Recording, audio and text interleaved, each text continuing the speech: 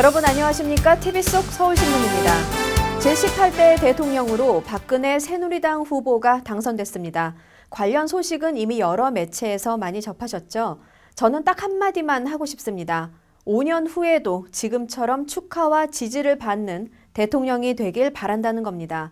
박근혜 당선인은 이것만 잊지 않으면 될 텐데요.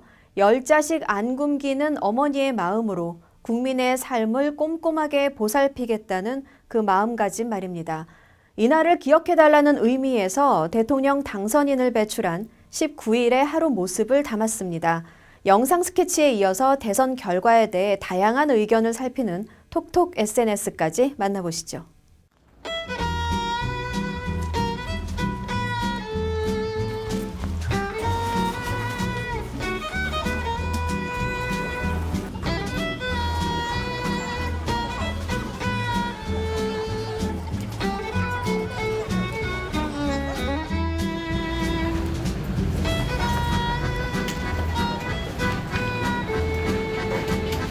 투표권 처음 행사해보는 건데 아무래도 다른 투표는 몰라도 대통령만큼은 꼭 제 손으로 뽑아야 돼야겠다는 생각이 들어서 투표하러 왔습니다.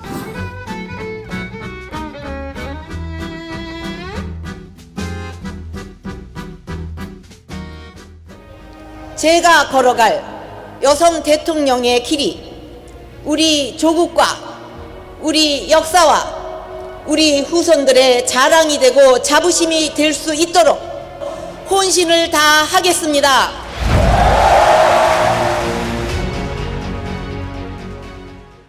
우리 당의 선대위의 여러분들 그동안 정말 수고가 많으셨습니다. 또 그동안 추운 날씨에도 취재해 주시고 또 보도해 주시느라고 애써 주신 우리 언론인 여러분께도 감사를 드립니다. 새로운 시대를 여러분께서 열 수 있도록 해주신 것입니다. 보내주신 신뢰, 제가 그 뜻을 깊이 마음에 새기면서 우리 국민 여러분 모두가 꿈을 이룰 수 있는 또 작은 행복이라도 느끼면서 살아갈 수 있는 국민 행복 시대 제가 반드시 열겠습니다.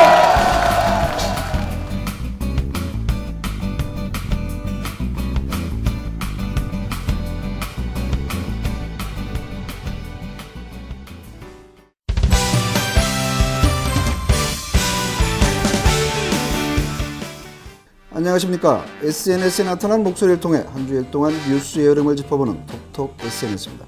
이번 주에는 18대 대선의 이슈들을 돌아보고 선거 결과에 대한 반응을 전해드리겠습니다. 대선 후보들이 격전을 치르는 동안 SNS 역시 전쟁터나 다름없었습니다. 안철수 출마 선언, 문재인 안철수 단일화 진통, 안철수 후보 사퇴, 1, 2, 3차 TV토론 등 전국의 흐름을 바꿀 만한 상황이 전개될 때마다 SNS는 롤러코스터를 탄 듯 요동쳤습니다. 또 투표 시간 연장 논란, 노무현 전 대통령의 NLL 포기 발언 논란, 정수장학회 논란 등은 대선 레이스 내내 뜨거운 감자였습니다. 막판에는 민주당이 제기한 국정원 여직원 비방 댓글 의혹과 SNS 불법 선거운동 등을 놓고 지지자들 간의 격렬한 대리전이 벌어지기도 했습니다. 여야 후보의 TV토론에 대해서도 다양한 반응을 보였는데요. 후보들의 실수나 약점을 날카롭게 꼬집는 것은 물론 토론 내용을 샅샅이 분석하고 평가했습니다. 하지만 흑색 선전을 비판하면서도 흑색 선전의 진원지가 되거나 전파 역할을 하는 이중적 모습을 보이기도 했습니다. 선거 당일에는 투표 동료가 SNS를 점령했습니다. 기다리고 고대하던 제18대 대통령 선거일입니다. 정말 좋은 대통령을 선출할 수 있도록 꼭 투표하시기 바랍니다. 이제는 진인사 투표율입니다. 내 나라의 대통령을 내가 뽑는 일 상상 이상으로 짜릿하고 즐겁습니다. 안 해본 사람들은 몰라요라는 등 한 표 행사를 촉구하는 목소리가 이어졌습니다.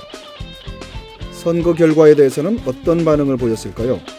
우선 첫 득표율 과반 이상, 첫 여성 대통령, 첫 부녀 대통령, 첫 전임 대통령 탈당 안 시킨 대통령입니다.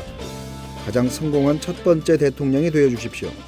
대통령 당선을 온 국민과 함께 축하합니다. 이제는 역사의 새로운 장을 온 국민의 힘을 모아 힘차게 열어야 하겠습니다라는 등 박근혜 당선인 지지자들의 환호와 기대가 이어졌습니다. 하지만 제가 꿈꾸던 나라는 정녕 꿈속에서나 존재하는 나라란 말인가요? 내일부터 무슨 희망으로 살아갈까요? 앞으로 5년 동안 내가 극단적인 니힐리스트가 되지 않길 바랄 뿐이다라는 등 실망과 자탄의 목소리가 훨씬 많이 쏟아져 나왔습니다. 또 야당의 자기도취가 패인이다, 후보 단일화 과정의 실패, TV토론에서 이정희가 보인 처신, 무조건 투표율이 높으면 야당에 유리할 거라는 과대망상 등 현실을 보는 안목의 부재가 원인이었다. 선거의 패착은 안철수 문제도 친노도 아니다, 바로 언론이다라는 등의 패인을 지적하는 목소리도 많았습니다. 이 밖에도 박근혜 대통령 당선인에게 바랍니다. 박빙의 선거였습니다. 상대가 있었기에 승리할 수도 있었던 것이죠. 패배한 상대에게 너그러운 마음을 가져주셨으면 하는 바람입니다. 1470만의 상대가 있었습니다라는 등 당선인에 대한 당부도 이어졌습니다. 선거에 묻히기는 했지만 일본 대표적 극우파 아베 총리 복귀, 나이지리아 한국인 근로자 4명 피랍 등도 SNS에 이슈가 됐습니다. 경랑치는 대선 전국 속에서도 부세군 냄비에는 따뜻한 손길이 끊이지 않았다고 하죠. 한파와 불경기까지 녹여버리는 이 따뜻한 마음들이 이 세상을 지켜주는 건 아닐까요? 톡톡 SNS에서 마칩니다. 안녕히 계십시오. 이런저런 송년 모임으로 술 마실 기회가 참 많은 연말연시입니다. 연말연시를 맞아 서울 송파구와 서울신문, 서울 아산병원이 착한 음주 문화 확산을 위한 캠페인을 열었습니다. 강병철 기자가 전합니다. 폭음과 강권하지 않는 착한 음주문화 확산에 힘쓰는 서울 송파구, 서울신문사, 서울 아산병원이 지난 14일 잠실 롯데백화점 지하광장에서 착한 음주문화 확산을 위한 캠페인을 개최했습니다. 연말연시를 맞이해서 건전한 음주문화가 절실히 필요한 때인 만큼 오늘 캠페인을 실시하게 되었습니다. 연말연시 술자리가 잦은 시민들에게 과도한 음주의 위험성을 알리고 건강에 도움이 되는 정보를 제공하기 위해서입니다. 현장에는 착한 음주 문화의 필요성과 실천법을 알리는 다양한 프로그램이 마련됐습니다. 매일 소주 한 병 이상을 마신다는 최간시 씨도 전문가의 상담을 통해 당장 술을 줄여야 한다는 진단을 받았습니다. 줄여야죠. 예. 아직 끊겠다는 각오는 못 하겠어요. 왜냐하면은 그거는 이제 줄여가면서 완전히 끊으려고. 음주 금연 상담뿐 아니라 송파구 보건소와 서울 아산병원이 마련한 건강게임, 착한 음주 서약서 작성, 무알콜 칵테일 시음 등 10여 개 부스도 마련됐습니다. 저를 포함한 모든 국민들이 좀 절주를 통해서 건강하게 살 수 있는 세상이 되었으면 좋겠다라는 생각을 하고 있습니다. 부스 주변 곳곳에는 다른 사람에게 술 강요하지 않기, 회식 자리에서 술잔 돌리지 않기, 술은 1차에서 끝내기 등 착한 음주 7계명도 게시됐습니다. 특히 현장에서는 음주 고글을 쓰고 가상으로 음주운전을 체험하는 프로그램이 시민들의 큰 호응을 얻었습니다. 음주를 즐기는 성인들뿐 아니라 학생들도 참여해 음주운전의 위험성을 피부로 직접 느끼기도 했습니다. 계속 지금 벽에 왔다 갔다 하시고 S자로 진행하고 계세요. 이제 그걸 체험하시는 거예요. 근데 음주운전하면 되겠어요, 안 되겠어요? 확실히 안 되시겠죠? 맨정신으로 갔을 때 되게 똑바로 가고 주행도 잘 됐는데 그 안경을 쓰고 했을 때는 운전도 제대로 안 되고 막 삐뚤삐뚤 가서요. 되게 음주운전을 하면 안 되겠다는 걸 알았어요. 새 기간은 앞으로도 꾸준히 착한 음주 문화를 알리는 캠페인을 개최하고 병원과 보건소를 통해 착한 음주 교육 홍보 활동을 이어갈 방침입니다. 서울신문 강병철입니다. 서울신문사가 주최하는 서울현대 도예 공모전이 올해로 31도를 맞았습니다. 긴 역사와 높은 명성을 자랑하는 만큼 출품작들도 쟁쟁했다는데요. 어떤 작품이 주목받았는지 성민수 PD가 소개합니다. 알록달록 아름다운 색을 지닌 조형물과 익살스러운 동작을 하고 있는 강아지. 가방에 붙은 악어는 금방이라도 튀어나올 듯합니다. 이 모든 것들이 도자기를 가공하여 만든 작품들입니다. 지난 18일 서울 북서울 꿈의 숲 드림 갤러리에서는 제31회 서울 현대 공예 공모전 시상식이 있었습니다. 서울신문사 주최로 열린 이번 행사에는 현대 도예 부문 71점과 세라믹 디자인 부분 23점 등 모두 94점이 출품됐습니다. 오늘 시상하시는 여러분들과 같이 이 신진 기회들이 참신한 아이디어와 노력으로 이 새로운 이 지평을 열어가는 것이 무엇보다도 중요하다라는 그런 생각을 하고 있습니다. 심사위원들의 엄정한 심사 속에 대상은 콘셉추얼 코어 타임을 만든 권진희 씨가 받았습니다. 권 씨는 수상 작품에서 인위적인 조작보다는 색판을 만들어 길게 잘라 띠를 만든 뒤 일정한 규칙 아래 쌓으면서 생기는 자연스러운 구조물을 선보였습니다. 이렇게 큰 상을 주셔서 너무 감사드리고 이 대회를 통해서 새로운 시도도 할 수 있었고 앞으로도 더 열심히 노력하겠습니다. 수상작은 오는 23일까지 서울 북서울 꿈의 숲 드림 갤러리에서 전시됩니다. 이번 전시 기간을 통해 침체된 도예 분야에 활력을 불어넣길 기대합니다. 서울신문 송민수입니다. 겨울 하면 무엇을 연상하시나요? 젊은 세대는 스키나 보드, 찜질방 정도를 떠올릴 텐데요. 1960년대에는 연탄이었다고 합니다. 겨울을 이기는 사람들, 그 첫 번째 시간으로 연탄 공장을 찾았습니다. 검은 땀을 흘리는 연탄 공장 사람들을 박홍규 PD가 만났습니다. 세월의 힘에 밀려 근근히 명맥을 유지하고 있지만 아직도 가난한 사람들의 몸과 마음을 녹여주는 연탄. 그리고 혹한의 추위 속에 따뜻한 정을 생산하고 있는 연탄 공장 사람들을 만났습니다. 18일 새벽 5시 서울 동대문구 이문동에 있는 삼천리 이엔이 연탄 공장을 찾았습니다. 어엿한 공장인데도 현모시설이라는 아파트 주민들의 민원 때문에 간판 하나 내걸지 못하고 있습니다. 하지만 공장 직원들은 이른 새벽부터 연탄 생산 준비를 하느라 분주합니다. 영하 9도의 추위에 몸이 웅크려들기 마련이지만 이들의 표정에선 추위를 찾아볼 수 없습니다. 항상 서민들 따뜻하게 해주니까 뿌듯해져. 기름 보일러는 비싸니까 연탄으로 많이 바꾼 사람들이 많아요. 근데 연탄은 따뜻하게 겨울나긴 좋죠. 30여 개의 희미한 백열등이 전부인 어두운 공장에서 기름이 잔뜩 묻은 윤전기가 규칙적인 소리를 내며 서서히 돌아가기 시작합니다.